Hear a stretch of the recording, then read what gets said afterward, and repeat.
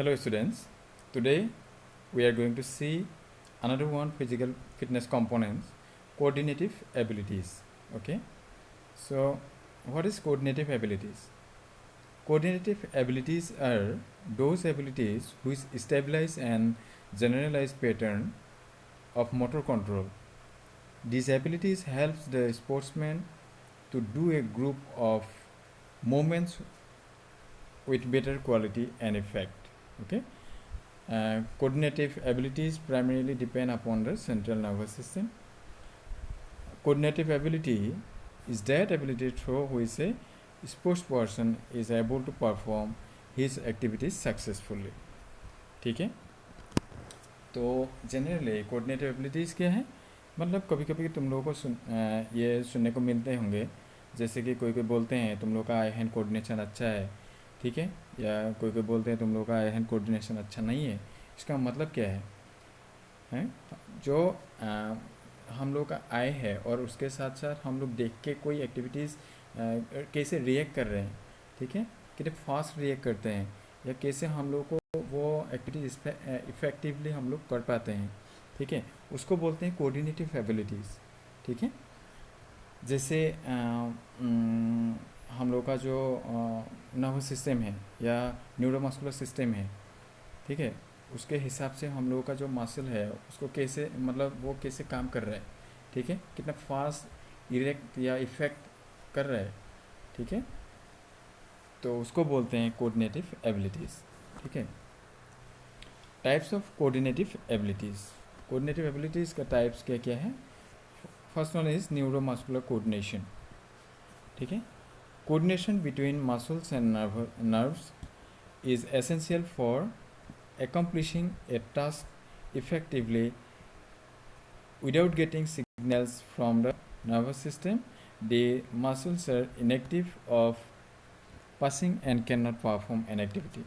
ठीक है, तो जो कोऑर्डिनेशन है, तो उसमें जो न्यूरोमस्कुलर सिस्टम है या नर्वस सिस्टम है उसका बहुत मतलब इम्पोर्टेंट होते हैं। तो जब मसल को मतलब हम लोगों का जो नर्वस सिस्टम है वो जब हम लोगों को बताते हैं या इंफॉर्मेशन देते हैं मसल को, तो तभी मसल रिएक्ट कर पाते हैं। ठीक है, जितनी जल्दी नर्वस सिस्टम वो इंफॉर्मेशन मसल के लिए मतलब भेजेंगे, इतनी फास्ट मसल रिएक्ट करेंगे। ठीक है, तो इसलिए बोल रहे हैं उसको neuromuscular coordination. Next one is I muscle coordination. For the proper conducting of an activity, appropriate coordination is required between the eyes and muscles.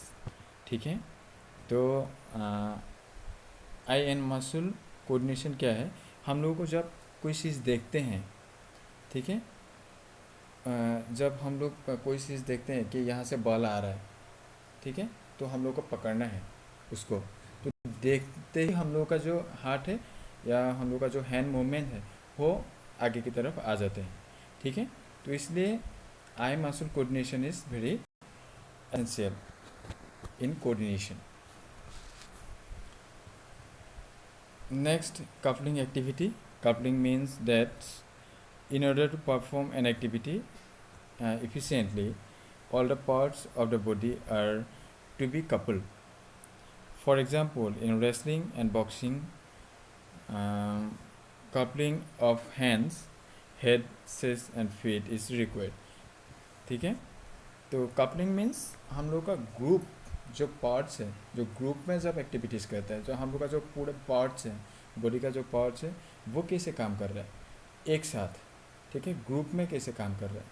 ठीक है, तो हम लोग का हैंड मूवमेंट, हम लोग का हेड मूवमेंट, ठीक है, तो हम लोग का फीट मूवमेंट्स, ठीक है, तो वो कैसे काम कर रहा है, ग्रुप में कैसे काम कर रहा है, उसको बोलते हैं कपलिंग एक्टिविटी। जैसे कि बॉक्सिंग में सिर्फ हाथ चलना उसे ही काम नहीं चलेंगे, हम लोग का जो हेड मूवमेंट है उसका भी बहुत इम्पोर्टेंट है।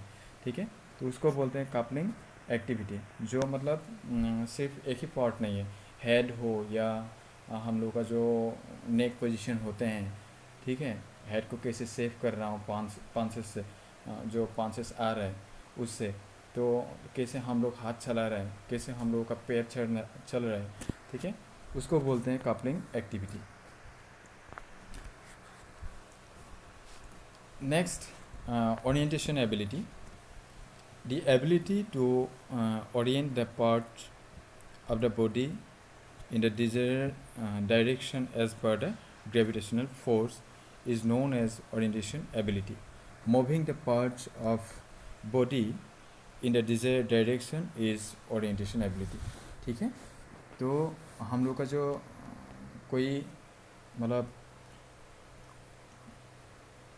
जो डायरेक्शन में जो हम लोग जाना है उसी डायरेक्शन में हम लोग का जो बॉडी को हम लोग ले जा सकते हैं उसको बोलते हैं ओरिएंटेशन एबिलिटी। ठीक है, जिस तरफ हम लोग को भागना है कि यहाँ पर जो रनिंग इवेंट है उसमें क्या है, तो स्ट्रेट जाना है, उसके बाद कार्व लेना है। ठीक है, स्ट्रेट जाते हैं उसके बाद कार्व लेना है, तो उसमें हम लोग का जो बॉडी है तो उसको इसी डायरेक्शन में कैसे लेके जाना है उसको बोलते हैं ओरिएंटेशन एबिलिटी। ठीक है, नेक्स्ट आते हैं balance ability. Maintaining balance during the physical activities and balancing after getting disbalanced is known as balance ability. ठीक है, तो जो मतलब हम लोग फिजिकल एक्टिविटीज़ करते हैं उसमें कैसे हम लोग को बैलेंस में रखना है बॉडी को, या कैसे मतलब कभी कभी हम लोग डिसबैलेंस हो जाते हैं। ठीक है, जब हम लोग रनिंग करते हैं उसमें सडनली हम लोग को फील होते हैं कि हम लोग गिरने वाला है। ठीक है, तो फिर से हम लोग को जब बैलेंस पोजीशन में लेके आना है बॉडी को, उसको बोलते हैं बैलेंस एबिलिटी। ठीक है, next 6, reaction ability. Reacting quickly on getting a cue is known as reaction ability. ठीक है, कोई हम लोग जब इंफॉर्मेशन मिलते हैं हम लोगों को, ठीक है, तो उसके हिसाब से हम लोग का बॉडी कैसे रिएक्ट कर रहे हैं। ठीक है, तो उसको हम लोग 2 पार्ट्स में डिवाइड कर सकते हैं, जैसे कि general reaction ability and complex reaction ability. ठीक है, तो जनरल रिएक्शन में मतलब हम लोग को एक इंफॉर्मेशन मिल रहा है या कोई हिंट मिल रहा है तो पहले, तो उसके हिसाब से हम लोग कैसे रिएक्ट कर रहे हैं। ठीक है, कॉम्प्लेक्स रिएक्शन मीन्स सडनली जब हम लोग को रिएक्ट करना पड़ता है। ठीक है, जैसे एक ओपोनेंट आ रहा है, वो डजिंग दे रहा है हम लोग के सामने, और उसको पकड़ने के लिए जो हम लोग करते हैं, ठीक है, क्विक रिएक्ट जब करते हैं उसको बोलते हैं कॉम्प्लेक्स रिएक्शन एबिलिटी। नेक्स्ट आता है रिदम एबिलिटी।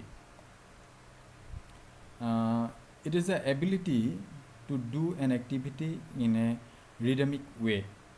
ठीक है, जब एक रिदमिक वे में हम लोगों को एक्टिविटी करना पड़ता है, ठीक है, जैसे कि डांसिंग हो, ठीक है, कैलिस्थेनिक्स, एरोबिक्स, जिम्नास्टिक, ठीक है, एक रिदम में हम लोगों को एक्टिविटी करना है, उसको बोलते हैं rhythm ability. Next, kinesthetic ability. At a higher level in sports, the sports persons are able to estimate on the basis of experience and they become dynamic by their kinesthetic experience। तो इसका मतलब क्या है, तो जो sports person है, जो experience sports person है, उन लोगों को पता होता है कि कहाँ पर मार्किंग है। जैसे कि कोई गेम हम लोग खेलते हैं तो